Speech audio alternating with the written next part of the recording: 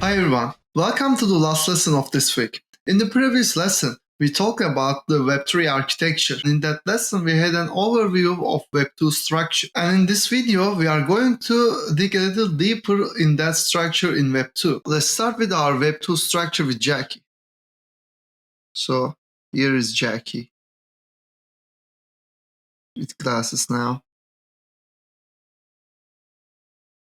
And of course, she goes to her web browser. So that's our entry point for any case. After this point, our web browser interacts with web server. And also, it interacts with external APIs.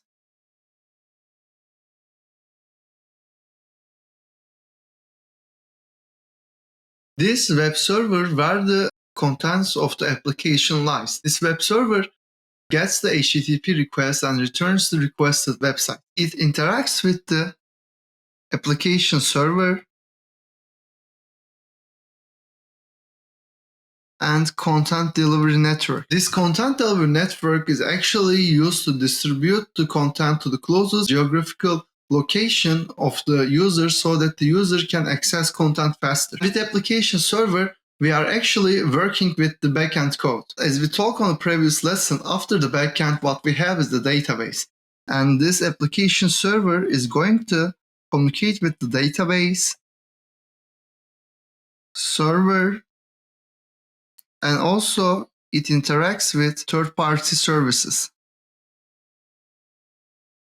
The services are like the payment systems in the applications. Quick overview again. We have our Jackie here, and through the web browser, we have our web server and external APIs. This web browser both interacts with the web server and external APIs. Web server, where we get our website, static website files, interacts with the app server and content delivery network.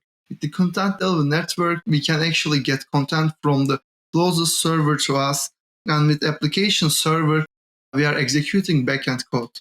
And this application server communicates with the database server to retrieve our assets, and also it interacts with the third-party services for more external usages like payment systems. As you can see in our Web2 version, we still have a little bit frustrating looking structure on the backend.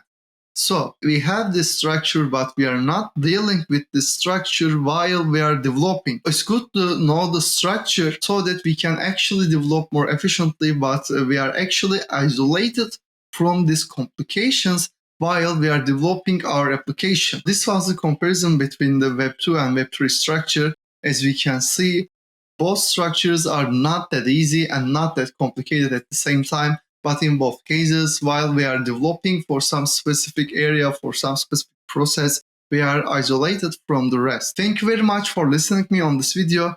And of course, I will see you on the next one.